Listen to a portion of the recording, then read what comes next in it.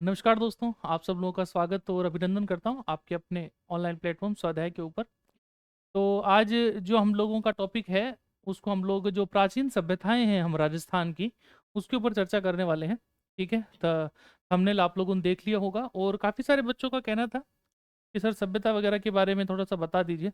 हम लोगों के सिलेबस के अंदर देखें हम, चाहे आप लोगों का आरएस का सिलेबस हो, चाहे एसआई का हो, चाहे हम लोग बात रीड की करें, तो उसमें लगभग करीबन 6 से 7 सभ्यताएं ऐसी है जिनके बारे में अपने को थोड़ा सा नॉलेज ज़्यादा अपने को रखना है। ठीक है, ज़्यादा जो अन्य रहेगी सभ्यताएं उनके बारे में हम लोग नाम और स्थान भी अगर जान लेंगे तो बहुत होगा। ठीक है, तो उनमें से सबसे ज़्यादा जो पूछे जाने वाली जो सभ्यता है वो हम लोगों की कौन सी है?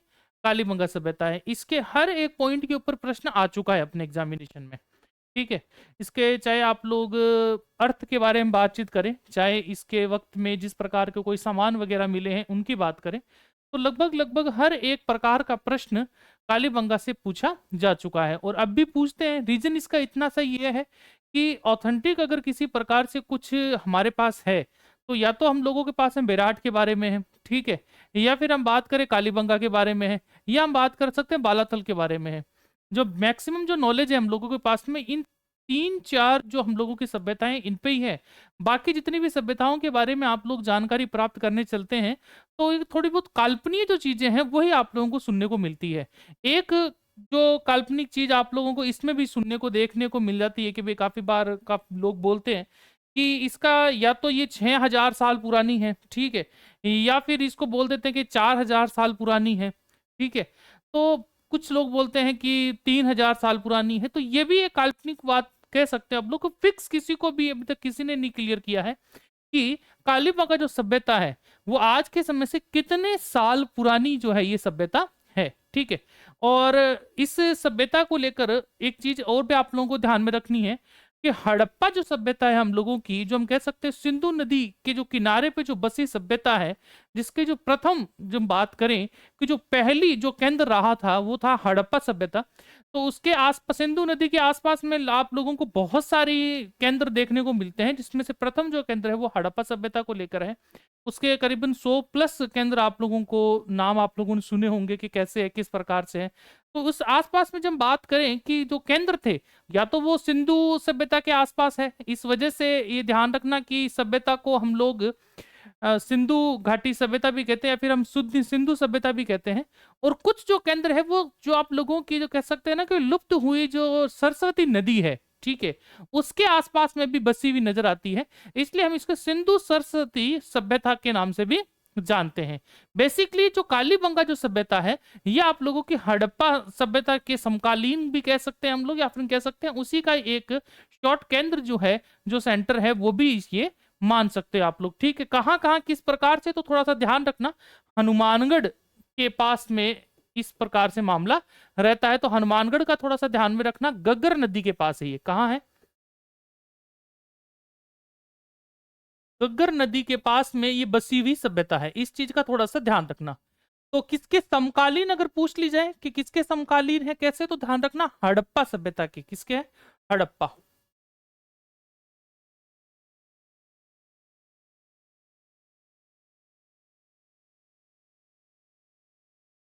हड़प्पा सभ्यता के क्या रही है? समकालीन रही है। एनसीईआरटी की किताब के अनुसार,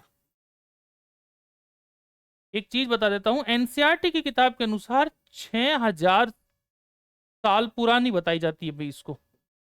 ठीक है, इस चीज का ध्यान रखना, मैं खुद की तरफ से कोई स्टेटमेंट नहीं दे रहा हूं। एनसीईआरटी की किताब के अनुसार 6,000 साल पुरानी इस सभ्यता को बताया जाता है। ठीक है, बात करें हम लोग भी किस प्रकार से कैसे क्या चीजें हैं, तो कालीबंगा का नाम कालीबंगा ही क्यों पड़ा? तो इसका रीजन ये है कि पहले तो इस चीज को समझ लो कि ये ताम्र युग है।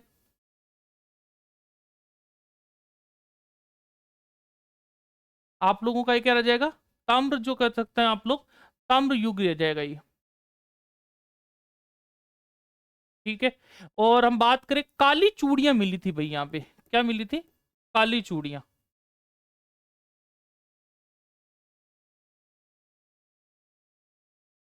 आप लोगों को क्या मिलती है यहाँ पे? काली चूड़ियां मिलती है, इस चीज का थोड़ा सा ध्यान रखना। आप लोग काली बंगा मतलब काली बंगा, बंगा मतलब जो बंगा जो है वो पंजाबी में हम लोग चूड़ियों को कहते हैं।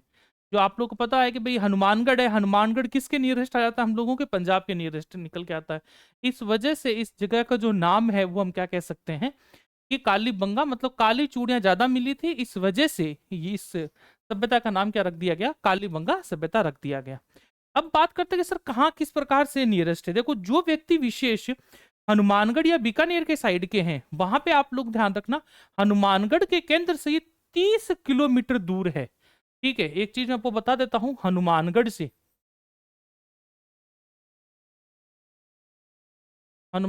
से करीबन करीबन 30 किलोमीटर है भाई। ठीक है, तो थोड़ा सा ध्यान रख लेना, क्योंकि देखो हम लोग तो गए हुए हैं उस साइड में, इसलिए आपको परफेक्टली बता पा रहे हैं कि करीबन करीबन 29 या 30 किलोमीटर दूर है। वहां जब आप लोग बीकानेर से या हनुमानगढ़ से इस तरफ निकलते हो तो बीच में एक नाम आप लोग सुनोगे, उस मामला उस नाम का पीली बंगा। क्या सुनोगे, पीली बंगा, पहले पीली बंगा आएगी, उसके बाद आपको काली बंगा देखने को मिलेगी। बीकानेर वाले रास्ते से जब हनुमानगढ़ की तरफ निकलते हो ना, तब आपको पीली बंगा कहते हैं। उधर वाले लोग कहते हैं कि वहां की जो मिट्टी है वो थोड़ी सी क्या है, पीली रंग की, इस वजह से पीली बंगा है। बाकी मेन मूलतः क्या कारण है इसका कोई स्पष्टीकरण नहीं है, कि मैंने जब मिट्टी देखी भाई साहब बहुत वैसी ही जैसे आपने जोधपुर में ही, ठीक है नहीं। बाकी कहते हैं कि वो जगह पीली बंगा के बाद में हम लोग आगे निकलते हैं, तो उस वजह से वहां पे क्या निकल के आता है, वहां पे काली बंगा आप लोगों को देखने को मिलती है। ठीक है, किस प्रकार से थोड़ा सा ध्यान रखना, दोरो वाला जैसा क्षेत्र रहता है वैसा है, लेकिन वहां पे वो दोरे वाली मिट्टी नहीं है, बालू मिट्टी नहीं है, मतलब वहां पे वो थोड़ी सी क्या पथरीली सी मिट्टी है। इस वजह से आप लोगों ने सुना होगा कि जब कालीबंगा की हम सभ्यता की बात कर रहे होते हैं, वहां पे आप लोगों को 5 सत्र देखने को मिलते हैं, जिसमें से 2 सत्र है जो थोड़े से जो हड़प्पा सभ्यता उससे भी पुराने हैं, और जो बाकी के जो 3 हैं वो हड़प्पा सभ्यता के समय के हैं। इस चीज का भी ध्यान रखना। और वहां पे जो पथरीला इलाका है वो कुछ इस प्रकार से है कि कुछ एरिया तो बहुत ऊंचा है और कुछ एरिया जो है थोड़ा सा क्या है, नीचे है। तो कहते हैं कि वहां पे इस प्रकार की व्यवस्था रही होगी, तो उस एरिया को हम देखते हैं कि कुछ एरिया जो है थोड़ा ऊपर है थोड़ा नीचे है, तो इस कह सकते हो कि ये प्रशासनिक जो लोग रहे होंगे वो थोड़े से ऊपर वाले एरिया में रहे होंगे, या फिर जो जनमानस है वो नीचे वाले एरिया में बसा होगा। ये भी कह सकते हैं कि जो ऊंचा वाला इलाका है वो दुर्ग वाला इलाका रहा होगा, जहां पे कह सकते हो कि किला वगैरह बने हो, जिस प्रकार से जो मेन रसूखदार जो लोग हैं वो उस दुर्ग वगैरह मामले में रहते हो, और जनमानस जो है वो नीचे वाले एरिया में रहते हो। हर किसी की अलग अलग अपने अपने बात कहने के औचित्य अलग अलग हैं। ये बात को थोड़ा सा ध्यान रखना, मैंने आपको 3 तरीके से बता दी है। ठीक है, इसमें आप लोग ध्यान रखना 5 सत्र मिले हैं, जिसके प्रथम 2 सत्र जो है वो हड़प्पा से भी पुराने हैं, और जो नीचे शेष जो 3 हैं आप लोगों के, वो हड़प्पा सभ्यता के नियरेस्ट मतलब समकालीन देखने को मिलते हैं। दूसरे बात करें, वहां पे जो पहाड़ी इलाका और जो निचला इलाका है, उसको 2 प्रकार की बातें हम लोगों ने उनमें सुनी है। एक तो क्या बोलते हैं कि जो पहाड़ी इलाकों पे रहे होंगे वो प्रशासनिक लोग रहे होंगे, नीचे जनमानस रहा होगा। ठीक है, और कुछ लोग बोल देते हैं कि भाई जो पहाड़ी इलाका है वो दुर्ग वाला इलाका रहा होगा और नीचे जनमानस। लेकिन ध्यान रखना, दोनों इलाके अलग अलग प्रकोटे में बने हुए हैं, मतलब उसका प्रकोटा अलग है जो पहाड़ी सा इलाका रहा है, और जो नीचे जो समान समतल वाला एरिया है इसका प्रकोटा अलग है। इसका तात्पर्य यह है कि साथ में रहने वाला जो मामला है कि भाई इस प्रकार से घर होंगे, इस बनेंगे, और ईंटों से बने हुए घर हैं, लेकिन ईंटें कौन सी है, जो सूर्य की धूप है उससे पकी हुई ईंटें, हम कच्ची ईंट बोल सकते हैं उनको। ठीक है, लकड़ी की नालियां वगैरह बनी हुई है, इस प्रकार से हम लोगों को वो सिस्टम पूरा सा पूरा देखने को मिलता है। आप आज भी वहां पे जाएंगे तो संग्रहालय वगैरह बन चुका है, ऐसी बात नहीं। अब तो आप जाएंगे तो आप लोग को इस प्रकार की व्यवस्था वहां पे आज भी देखने को मिलेगी। ठीक है, एक थोड़ा सा स्टेटमेंट हम लोग चलते हैं आगे की तरफ कि इसकी खोज किसने की थी। अगर इसकी हम बात करें तो इसमें थोड़ा सा बच्चा इसमें ध्यान रखना कि खोज को लेकर अमलानंद घोष जी जो हैं इनका नाम आप लोगों को देखने को मिलता है, लेकिन इसमें भी 2 बातें आप लोगों को थोड़ी सी समझ के चलनी है। ठीक है, अमलानंद घोष क्या है, किस प्रकार से, थोड़ा सा ध्यान रखना। अमलानंद घोष, ठीक है, देखो एनसीईआरटी कहती है कि इन्होंने इसकी खोज 1952 में की थी, कुछ किताबें इसको 53 बोलती है, मैं दोनों सन लिख रहा हूं भाई। ठीक है, एनसीईआरटी के अनुसार जो आप लोग 10th क्लास के एनसीईआरटी की बुक देखेंगे तो उसमें लिखा हुआ है कि 1952 में अमलानंद घोष जी ने किसकी खोज कर ली थी, कालीबंगा की खोज कर ली थी। ठीक है, लेकिन कुछ किताबें हैं जो हम लोगों ने देखी, उसमें लिखा हुआ है कि 1953। और काफी सारे शिक्षक गण भी जो हमारे मित्र गण हैं वो लोग भी बताते हैं कि 1953 है। अब सही गलत का फैसला जो है वो एग्जाम में आए हुए क्वेश्चन के अनुसार है। तो एग्जाम में जो क्वेश्चन पूछा गया था उसमें 1952 को उन्होंने सही माना है। रीजन है इसका क्योंकि एनसीईआरटी की वजह से। ठीक है। अमलानंद घोष जी का जन्म कब से लेके कहां तक, थोड़ा सा ये भी ध्यान रख लेना कि अमलानंद घोष जी जो है वो 1910 से 1981 तक मामला इनका रहा था। ठीक है। 1910 से कहां तक रहे हैं, 1981 तक। इनकी 81 में इनकी मृत्यु हो जाती है। ये 1953 में पुरातात्विक विभाग के अध्यक्ष बन गए थे। 1953 के अंदर आप लोगों को भारत का जो पुरातात्विक विभाग है इसकी अध्यक्षता कर देते हैं। इस चीज का भी ध्यान रखना। और सिर्फ भारत के लिए काम नहीं किया है इन्होंने। 1961, 1968, 1971 इन प्रकार से जो मामले रहे हैं अलग अलग, 1978 तक ये जो है वहां पे पुरातत्व विभाग के अंदर कहते हैं ना कि मेन मेंटोर के रूप में वर्क कर रहे ही होते हैं, छोड़ते नहीं है। मतलब चीजों को जांचना करना कि सही है गलत है, इस प्रकार से भी इनका 1978 तक इनका जो मामला है वो सुनने को मिलता है कि किस प्रकार से ये वहां पे कार्यरत रहते हैं। बस जॉब छोड़ चुके थे लेकिन हाँ ठीक है कि भारत सरकार के लिए काम जरूरी है कर रहे थे। क्या सिर्फ भारत के लिए काम किया था कि नहीं, 1961 में ये बाहर भी काम करते हैं, 1963 में बाहर काम करें, 1968 तक ये व्यक्ति विशेष जो है अन्य अन्य देशों के लिए भी इन्होंने बहुत सारी खोजों के ऊपर अपने विचार रखे हैं। इनको बुलाया गया था उनके ऊपर विचार रखने के लिए, बताने के लिए कितना सही है क्या सही है। और बहुत सारे देशों के लिए इन्होंने काम किया है, सिर्फ और सिर्फ भारत के लिए नहीं। ठीक है। अपने आप में बहुत बड़ा नाम कह सकते हो आप। ठीक है। दूसरी बात करें, क्या कालीबंगा के बारे में सर्वप्रथम अमलानंद घोष जी ने ही बताया था, तो मैं आपको कहना चाहूंगा नहीं बेटा, अमलानंद घोष जी ने सर्वप्रथम नहीं बताया है। यहां पे एक नाम आप लोगों को बहुत ज्यादा चौंकाने वाला मामला लगेगा कि सर ऐसे कैसे हो सकता है, हम लोगों ने तो इन्हीं का नाम सुना है कि अमलानंद घोष जी है। ठीक है। लेकिन ऐसी बात नहीं है। तो सबसे पहले अगर किसी ने बताया है तो वो है लुइंग पियो टेसिटोरी। ठीक है। ये थोड़ा सा ध्यान रखना।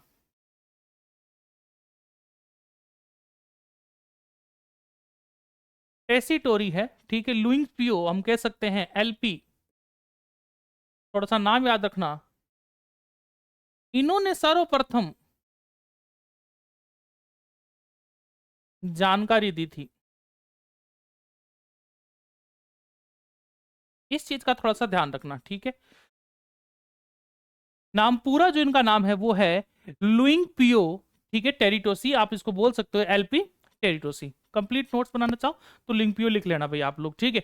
प्रारंभिक रूप में यह अपने को बताते हैं ठीक कि भाई किस प्रकार से कैसे है क्या मामला है। ठीक है। ये उस वक्त इंडोनेशिया के लिए वर्क कर रहे होते हैं। तो जब यहाँ से कहते हैं कि निकलते हैं तो तब ये कालीबंगा के बारे में थोड़ा बहुत मामला बता रहे होते हैं। और बात मैं आपको एक बात बता दूं कि देखो जब भारत और पाकिस्तान सारा का सारा मामला क्या था, एक था, तो बहुत से जो खोजें हैं, बहुत से जगह सिंधु घाटी की जो जितनी सभ्यता है वो पाकिस्तान की तरफ भी है। अब देखो वहां पे काम हुआ नहीं हुआ वो एक अलग मैटर है। ठीक है। आपा देखो बाम हम कौन जान सका कि भाई क्या रही होगी कैसे रही होगी। ठीक है। लेकिन जो सभ्यताएं अपने इस सिंधु घाटी सभ्यता के इस तरफ जो मामले रहे हैं भारत की तरफ वाले, उनमें हम लोगों को बहुत सारी चीजें देखने को और सुनने को और इस प्रकार से अलग अलग तरीके से मिलती रही।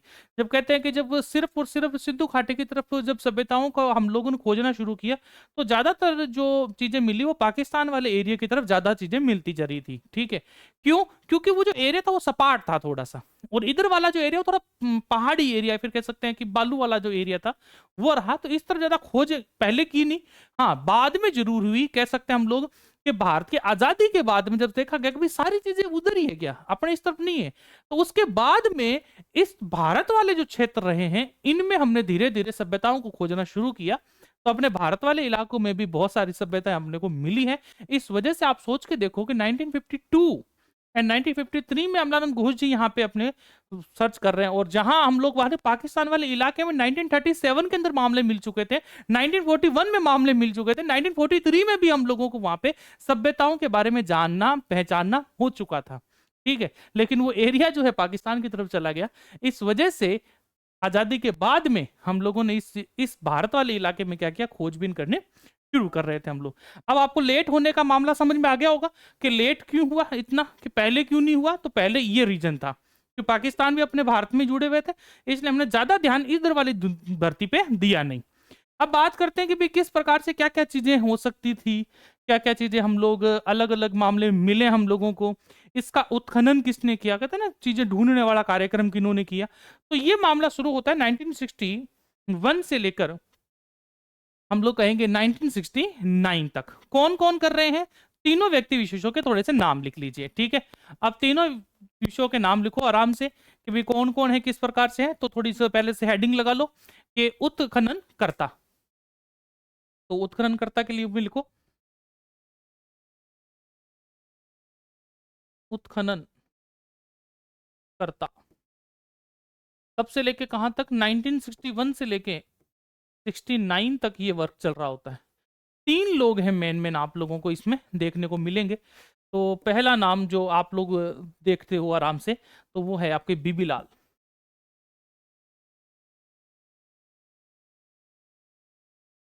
ठीक है। और दूसरा नाम आप लोग सुनते हो वो बीके थापर,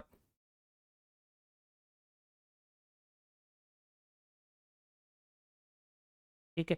और तीसरा नाम आप लोग जो सुनते हैं वो है आप लोगों के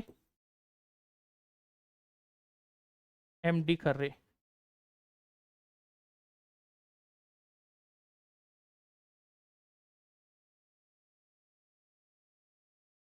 ये तीनों के तीनों नाम आप लोग सुनते हो, ठीक है। कहाँ से लेके कहाँ तक की बात करें? 1961 से लेके 1969 तक उत्खनन का जो कार्य है वहां पे चलता है, और इस प्रकार से तीन नाम आप लोग सुनते हो। नोट डाउन कर लेना भी कि किस प्रकार से कैसे हैं, ठीक है।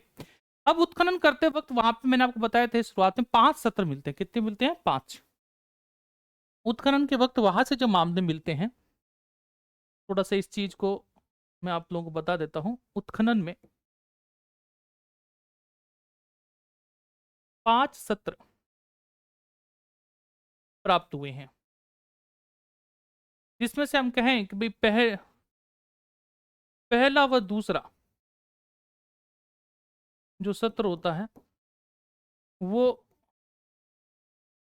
हड़प्पा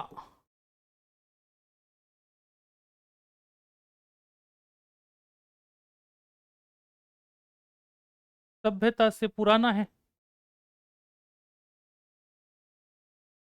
इसलिए आप लोग उसे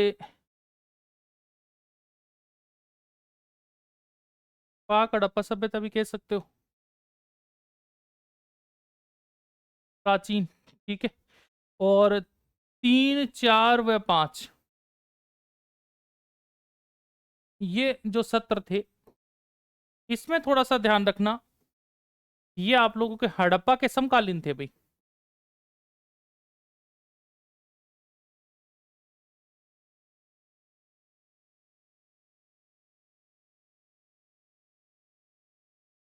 ठीक है, तो इसको आप हड़प्पा सभ्यता भी बोल सकते हो,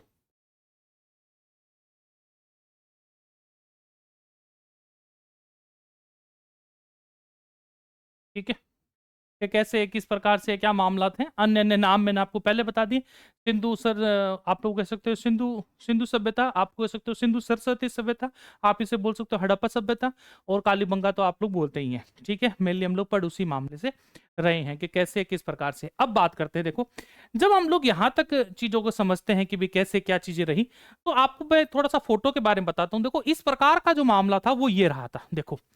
तो ये जो फोटो आप लोग देख रहे हो यहाँ पे, तो ये थोड़ा सा ध्यान रखना कि ये कुछ इलाका तो क्या था ऊपर वाले मामले में था, और ये वाला जो इलाका है वो थोड़ा सा क्या सपाट मतलब नीचे वाले एरिया को में दर्शा रहा था। इसलिए हम कहते हैं कि दो तरीके से बने, एक तो हम कह सकते हैं दुर्ग, या हम कहें कि वो प्रशासनिक भवन रहे होंगे, ठीक है।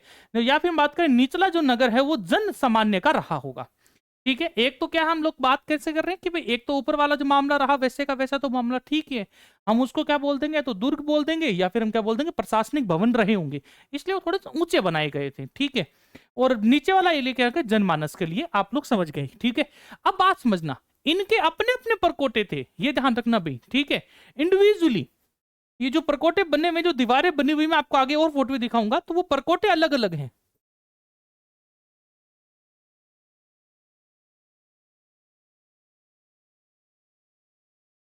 परकोटे जो बने हुए थे वो अलग अलग बने हुए थे, कि किस प्रकार से कैसे है क्या नहीं है, तो उन पे भी हम लोग आराम से देख लें। फोटो देख के आप लोग बहुत सारी चीज बातें समझ गए होंगे कि भाई किस प्रकार से क्या चीज रही होगी। ठीक है, आगे बढ़ते हैं इस चीज को लेकर कि भाई कैसे कैसे किस प्रकार से मामला रहा है। अब बात करेंगे हम लोग नगर नियोजन की कि भाई नगर का नियोजन किस प्रकार से किया गया था, नगर कैसे बसे हुए थे। तो हम लोग थोड़ी बहुत मैंने से आपको बताया, देखो कालीबंगा में क्या था, सूर्य की रोशनी से पकी हुई ईंटों का प्रयोग किया गया था। ठीक है, और बात कह सकते हैं हम लोग दरवाजे हैं, ठीक है, मकान अच्छे से प्रॉपरली बने हुए हैं। ठीक है, 5 से 5.5 मीटर चौड़ी रोडें थी जो समकोण के ऊपर काटती हुई रोडें थी, मतलब 90 डिग्री के कोण पे काटती हुई रोडें थी। कुएं हैं, नालियां हैं, और मोहनजोदाड़ो के विपरीत हम लोग बात कर सकते हैं कि इसके जो घर थे वो कच्ची ईंटों के थे। देखो मोहनजोदाड़ो के अंदर पक्की ईंटों के घर प्राप्त हुए थे, ठीक है, लेकिन कालीबंगा में क्या हो रहा है, कच्ची ईंटों के घर प्राप्त हो रहे हैं। थोड़ा सा आप लोगों को इन चीजों को ध्यान रखना है। मैंने रिलेट किया है किसके साथ में, मोहनजोदाड़ो के साथ में। मोहनजोदाड़ो अपने आप में बहुत परिपक्व एक सभ्यता मानी जाती है। वहां से हम लोग इसको कंपेयर करें तो वहां पक्की हुई ईंटें हैं, यहाँ पे क्या है, कच्ची ईंटें हैं सूर्य की रोशनी से। पक्की ईंटों किसको बोलो, जो भट्टी में पकती, आग में पकती है, वो पक्की हुई ईंटें हैं। ये सूर्य की रोशनी से पक रही है, मतलब कच्ची ईंटें की बात कर रहे हैं हम लोग। ठीक है, तो नगर नियोजन के बारे में आप लोग आराम से लिखेंगे 4-5 बातें।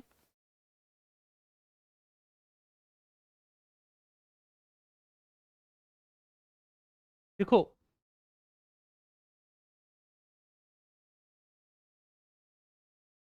पहले आप लोग बोलेंगे कि भाई सूर्य की रोशनी से पकी ईंटों के मकान, ठीक है, दरवाजे हम कह सकते हैं 5 या 5.5 मीटर चौड़ी सड़कें जो किस पे, समकोण पर काटती हुई, समकोण पर काट काटती सड़कें हैं। ठीक है, इस चीज का भी थोड़ा सा ध्यान रखना। नालियां बनी हुई है, ठीक है, लकड़ी, लकड़ी बांस जो भी आप लोग समझेंगे। ठीक है भाई, अब वो लकड़ी थी बांस थी वो तो आप लोग क्लियरली कह नहीं सकते आप लोग के कैसे किस प्रकार से, लेकिन हाँ अवशेष मिलते हैं कि इस प्रकार से रखी हुई है कुछ। ठीक है, एक तरफ तिरछी एक तरफ से, इस प्रकार से क्या है, पूरे के पूरे शहर में इस प्रकार से ईंट जो नालियां हैं वो बिछी हुई थी। ठीक है, हाँ मोहनजोदाड़ो के साथ में आप लोग कहेंगे तो हम कह सकते हैं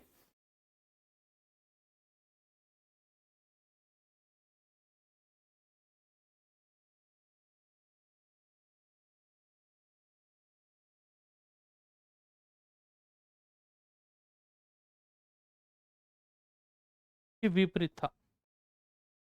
ये एक विकसित सभ्यता मानी जाती है, और ये थोड़ा सा हम कह सकते हैं कि गरीब सभ्यता जो है, उस प्रकार से आप लोग इसमें मामले को रख सकते हो कि कैसे कैसे नहीं। अब बात करते हैं हम लोग कृषि के ऊपर। ये तो हो गया हमारा क्या, नगर नियोजन। अब देखो कि किस प्रकार से आप लोगों को मामला कृषि के ऊपर मामले सुनते हैं कि कृषि किस प्रकार से थी। देखो यहाँ पे क्या है, ज्यादातर आप लोगों को कपास की खेती के अवशेष मिलते हैं। किसकी खेती के, कपास की खेती के अवशेष मिलते हैं। साथ ही मिश्रित खेती देखने को मिलती है, मतलब एक ही खेत, या हम कह सकते हैं जहां पे दो जो फसल है वो बोई गई है, जैसे गेहूं चना के साक्ष्य आप लोगों को वहां पे देखने को मिलते हैं। मतलब एक ही खेत में किस प्रकार के भिन्न भिन्न दो आप लोगों को खेती वहां पे देखने को मिलती है, इसके साक्ष्य आपको देखने को मिलते हैं। ठीक है, यहाँ पे आपको बैल व अन्य जो पालन पशु हैं उनकी मूर्तियां जो खुदी हुई है वो भी देखने को मिलती है। ठीक है, 12 सिंह की अस्थियां मिलती है, तो हम कह सकते हैं कि या तो वो बलि के हिसाब से उन चीजों को मामले थे, या आप कह सकते हो कि भाई मूर्ति को तो देखो पूजन के हिसाब से मूर्ति वाला तो मामला था ही नहीं यहाँ पे कि किसी मूर्ति वगैरह को पूज रहे हैं, ऐसा तो कोई भी साक्ष्य नहीं मिलता। लेकिन हाँ कह सकते हो कि प्रकृति पूजन का मामला है कि भाई प्रकृति को पूजने वाला, और बलि के रूप में आप कह सकते हो कि 12 सिंह या फिर पशुओं की बलि दी जाती होगी। ठीक है, और शल्य चिकित्सक के रूप में भी आप लोगों ने देखा होगा कि भाई खोपड़े में क्या है, आप लोगों को 6 छिद्र वाली खोपड़ी भी यहाँ से प्राप्त होती है, ठीक है। और बैलगाड़ी वगैरह अन्य के भी खिलौने भी जो है वो भी प्राप्त होते हैं। इसका मतलब बैलगाड़ी का प्रयोग वहां प्रॉपरली हो रहा था, चाहे वो खेती के हिसाब से हो रहा हो या किसी अन्य से, लेकिन वहां पे बैलगाड़ी का प्रयोग आराम से किया जा रहा था। और कह सकते हैं कि बारहसिंगा के जो अगर अवशेष मिल रहे हैं तो वहां पे बलि पूजन वाला कार्यक्रम भी रहा होगा उस समय में, ठीक है। तो हम कृषि के जो कार्य हैं वो थोड़ा सा लिख लेते हैं। लिखो,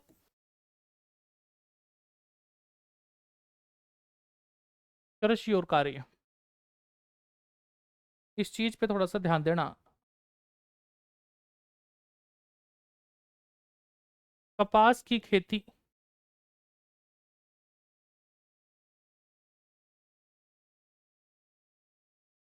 के अवशेष, हम बात कर सकते हैं मिश्रित खेती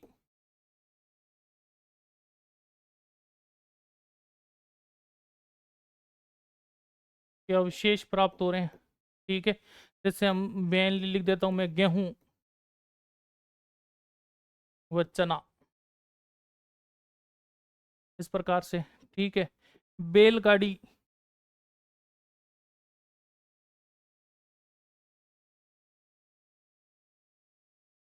बैलगाड़ी व बारहसिंगा, बारहसिंगा भी लिख लो।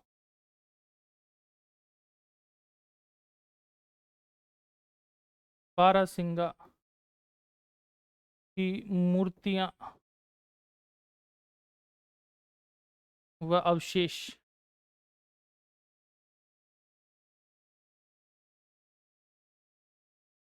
अवशेष प्राप्त होते हैं। और खिलौनों में भी खिलौना मिलता है बैलगाड़ी का भी,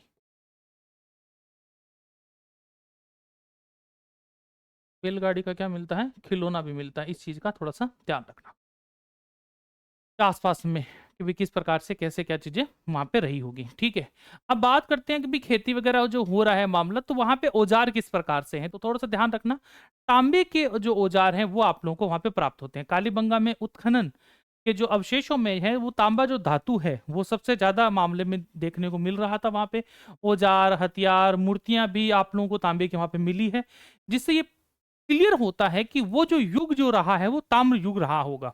इस वजह से हम इसको क्या बोलते हैं, ताम्र युग बोलते हैं, क्योंकि ज्यादातर आप लोग को जो सामान, जो औजार मिलता है वो किस प्रकार से मिल रहा होता है आपको, तांबे के मिल रहे होते हैं, ठीक है।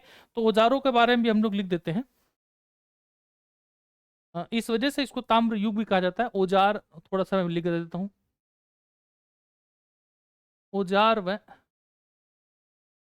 अन्य सामान, ठीक है। ये तांबे के मिलते हैं भाई, ठीक है। तांबे के बने औजार, ठीक है। आप लोग इसमें ये भी बोल सकते हो कि भाई अन्य जो सामान है वो भी आपको इसी के मिलते हैं। इस वजह से इसे ताम्र युग भी कह सकते हैं।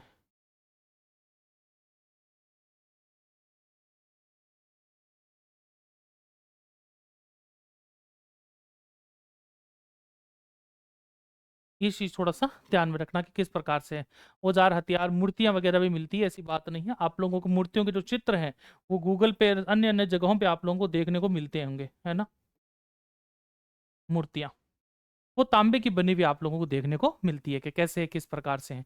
अब बात करें, देखो इसमें काफी बार क्या अपने को मोहरे भी प्राप्त हुई थी। क्या प्राप्त हुई थी, मोहरे जो होती है ना, टप टप, वो वाली जो मोहरे हैं वो पता चलता है इससे, ठीक है। जो सिंधु घाटी सभ्यता की सभ्यता में मिट्टी में बनी जो मोहरे मिली, जिन पर हम लोग बात कर सकते हैं कि वृषभ व अन्य पशुओं के चित्र के मामले मिलते हैं। और वहां पे एक लिपि आप लोगों को बहुत ज्यादा जो डिस्टर्ब करती है वो आप लोगों की है त्रिरधव लिपि, जो है वो आप लोगों को अंकित मिलती है, जिसको अभी तक पढ़ा नहीं गया है। लिखा हुआ क्या है पता नहीं है, लेकिन ध्यान रहा, थोड़ा सा ध्यान रखना आप लोग। त्रिरधव जो लिपि है वो आप लोगों को वहां पे लिखी हुई मिलती है। तो और जो लिखने का जो तरीका है वो दाएं से क्या है, बाएं है। किस प्रकार से, दाएं से क्या है, बाएं है। तो मोहरों के बारे में भी यहीं पे हम लोग लिख लें साइड में, चलो अलग से ही लिख लो। मोहरे लिखो, किस प्रकार से कैसे क्या मामला है। नंबर 1 लिखना शुरू करो भाई।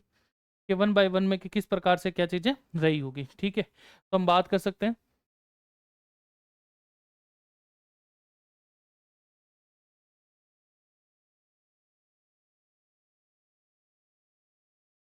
सिंधु घाटी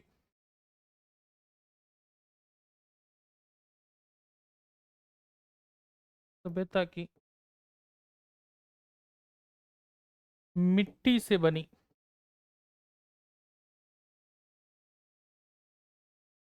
मोहरें मिली यहाँ पे। ठीक है,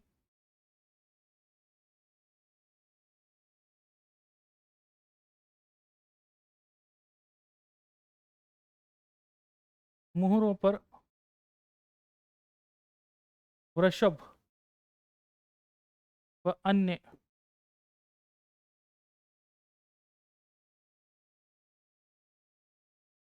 पशुओं के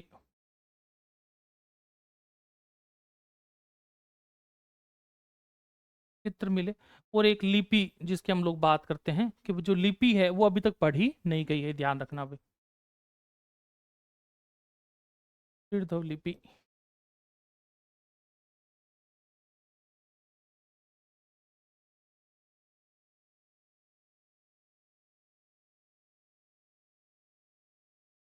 मिली जिसे अभी तक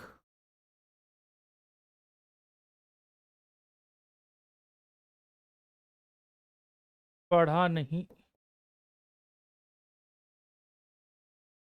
जा सका। इस ध्यान रखना। और ये जो लिपि है मेरे प्यारे बच्चों, ये भी ध्यान रखना, ये आप लोगों का दाएं से बाएं लिखी जाती है। दाएं से क्या लिखी जाती है? बाएं लिखी जाती है। इस चीज का भी थोड़ा सा ध्यान रखना कि लिपि किस प्रकार से कैसे लिखी जाती है, दाएं से बाएं लिखी जाती है। ठीक है, ये तो मोहरे हैं। अब देखो, जनमानस है तो बर्तन वगैरह भी तो रहे होंगे, तो बर्तनों के रूप में हम बात करें कि भाई मिट्टी के विभिन्न विभिन्न प्रकार के छोटे बड़े बर्तन वहां पे मिले हुए हैं। ठीक है, और उसके ऊपर चित्रांकन मतलब वाइट जो पेंट है वो उस प्रकार से वहां पे किया गया है कि भाई किस प्रकार से क्या मामला तो रहे होंगे। ठीक है, और बर्तन बनाने हेतु वहां पे देखो चारू का प्रयोग होने लगा था, और वहाँ पे चित्रांकन के लिए कलात्मक प्रवृत्ति प्रविष्ट होती है। अब चारू जो का प्रयोग जो है वहां पे उस प्रकार से बर्तन बनाने के लिए कंटिन्यूसली किया जा रहा था। तो बर्तन वाले मामले में आप चाहो तो चलो साथ में लिख लेंगे इसको भी, बर्तन में भी लिख लो कि बर्तन में आप लोगों को क्या प्राप्त होता है, कैसे होता है।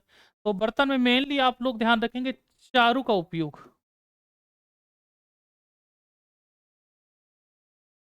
उपयोग किया जाने लगा। ठीक है, और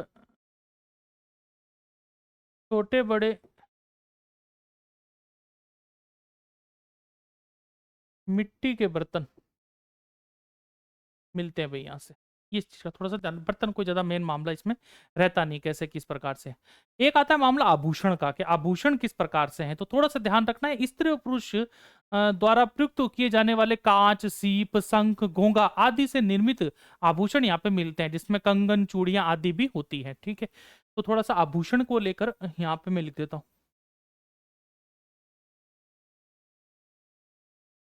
किससे बने हुए मिलते हैं आप लोगों को? कांच के मिलते हैं, झींगा के मिलते हैं, शंख के मिलते हैं। किन के लिए? स्त्री के लिए भी और साथ साथ में पुरुष के लिए भी। क्या क्या मिलते हैं? कंगन और चूड़ियां। कंगन और क्या मिल रही होती है? चूड़ियां मिल रही होती है। ये थोड़ा सा ध्यान में रख लेना भाई। ठीक है, कांच हो गया, घिंगा हो गया, शंख हो गया, ठीक है, सीप हो गई, मतलब जो पानी से, जो नदी के पानी से जो आप लोग देख दो मेटल निकल जो चीजें निकलती हैं, उन चीजों से बने हुए क्या कर रहे थे ये लोग वहां पे आभूषणों का प्रयोग कर रहे थे। बेसिकली क्या है, कंगन और चूड़ियां वहां से प्राप्त होती हैं। ठीक है, अब बात करते हैं कि भूकंप के भी अवशेष वहां से आप लोगों को देखने को मिलते हैं।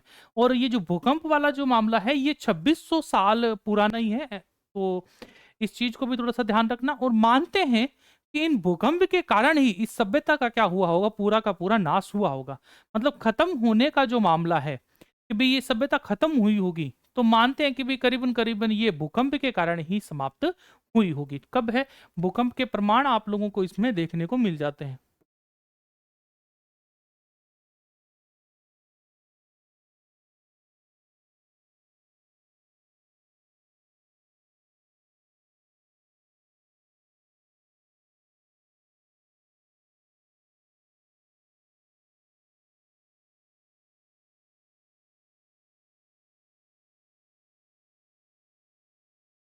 प्रमाण मिले हैं जो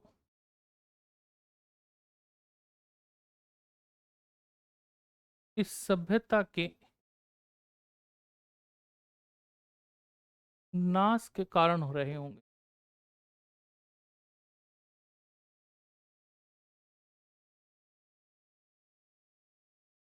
ये बात का ध्यान रखना। और भूकंप वगैरह देखो, नदी पानी के आसपास में अगर कोई सभ्यता वगैरह पनप रही है, और बेसिकली सभ्यताएं वगैरह पनपी क्यों जा रही नदी के पास में, देखो कॉन्सेप्ट क्लियर है। आपको जीने के लिए क्या चाहिए? आपको जीने के लिए खाना चाहिए, आपको जीने के लिए पानी चाहिए और हवा चाहिए। ये मेन सोर्स तो यही है। बाकी लालच तो इंसान में बाद में आता है भाई साहब। पहली चीजें क्या है? पहली चीजें यही है कि आपको टाइम टू टाइम पानी मिल रहा है, टाइम टू टाइम खाना मिल रहा है, और ये नदी वाले एरिया, मतलब जहां पानी है उस वाले एरिया में इसकी परिपूर्ति हो जाती है भाई आराम से। ठीक। अब नदी के पास में है तो सीधी सी बात है कि जो जमीन की जो स्थिति है वो इतनी क्लियरली नहीं है कि वो क्या दस नहीं सकती, क्या खिन नहीं सकती है।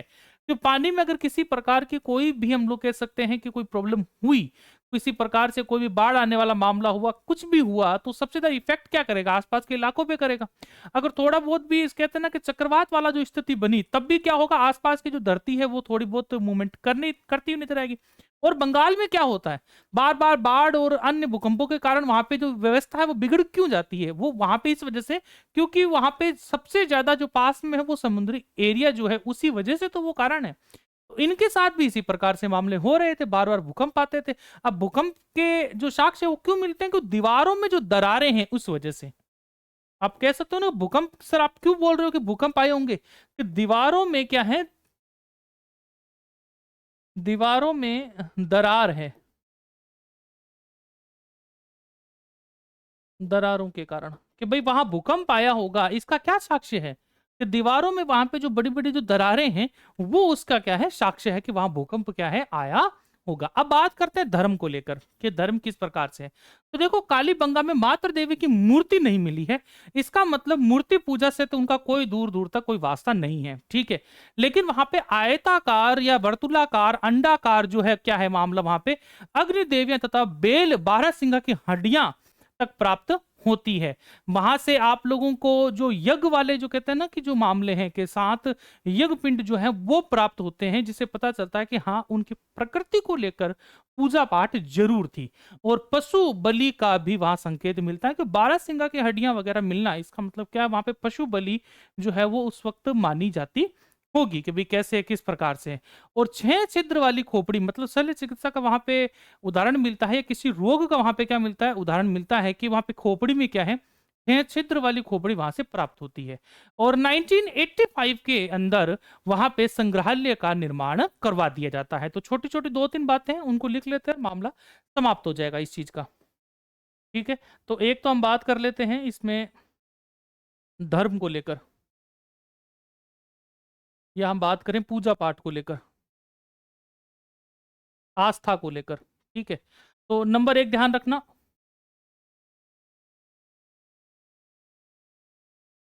मूर्ति पूजा के साक्ष्य आपको यहां से प्राप्त नहीं होते हैं।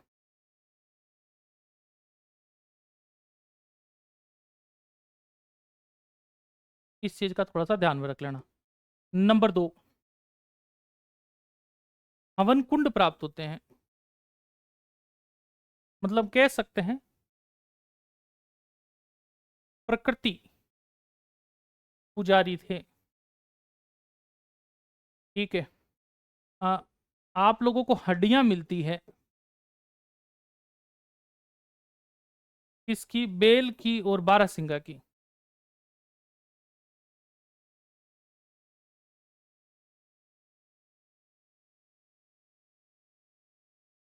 बारहसिंगा की क्या मिल रही है? हड्डियां मिल रही है। ठीक है। और हम लोग बात कर सकते हैं रोग को लेकर भी, कि रोग को लेकर किस प्रकार से क्या मामला है। तो खोपड़ी मिल रही है एक, खोपड़ी मिलती है कितने छिद्र वाली, 6 छिद्र वाली।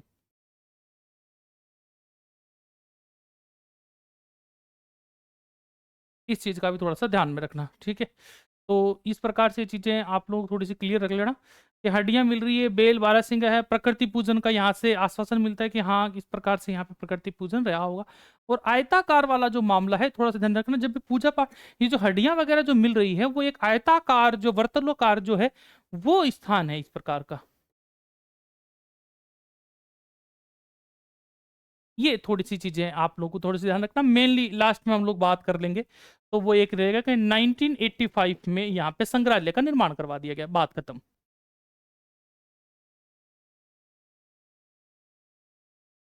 भारत सरकार द्वारा यहाँ पे क्या हो जाता है मामला कि 1985 में क्या होता है, यहाँ पे संग्रहालय का निर्माण करवाया जाता है। ये है आप लोगों की पूरी कालीबंगा सभ्यता, और यहाँ पे कालीबंगा सभ्यता पूरी की पूरी क्या हो जाती है, समाप्त हो जाती है कि कैसे है किस प्रकार से। आई होप आप लोगों को अच्छे से कालीबंगा सभ्यता के बारे में कोई भी अब डाउट नहीं रहा होगा, क्या मिला, कैसे मिला, किस प्रकार से मिला है। तो ये सारी सारी बातें आपको कालीबंगा में बता चुका हूँ। देखो सभ्यता पढ़ते वक्त इंडिविजुअली मैंने कालीबंगा इसलिए करवाई है क्योंकि सभ्यताओं में क्या है, बेसिक चीजें सामान्य रूप से काफी सारी बातें एक जैसी है, ठीक है। यहां पर भी वो चीज मिल रही है, यहां पर भी चीज मिल रही है, कुछ विशिष्ट चीजें ही हैं जिन पे अपने को ध्यान में रखनी है। देखो जहां से प्रश्न नहीं बन सकता कि कितनी पुरानी है, कि 6,000, कोई बोल रहा 4,000, कोई बोल रहा 3,000, तो फिक्स तो है ही नहीं, इसका मतलब प्रश्न यहां से तो बनेगा नहीं। मेनली क्या है कि भाई इसका खोज किसने की, उत्खनन करता कौन कौन थे, कि निम्न में से कौन उत्खनन करता नहीं है, ये प्रश्न बन सकता है। मूलतः कालीबंगा नाम क्यों रखा गया, ये पूछा जा सकता है। किस नदी के किनारे, ये पूछा जा सकता है। किसके समकालीन है ये सभ्यता, ये पूछी जा सकती है। किस सभ्यता के विपरीत है ये सभ्यता, ये पूछा जा सकता है। तो जो प्रश्न बन सकते हैं किस किस प्रकार से, वो सारी की सारी बातें मैं आप लोगों को बता चुका हूं, और इसी प्रकार से प्रश्न बने भी हैं मेरे प्यारे दोस्तों। तो फिर मिलते हैं एक नई सभ्यता के साथ में, तब तक के लिए जय हिंद, जय भारत।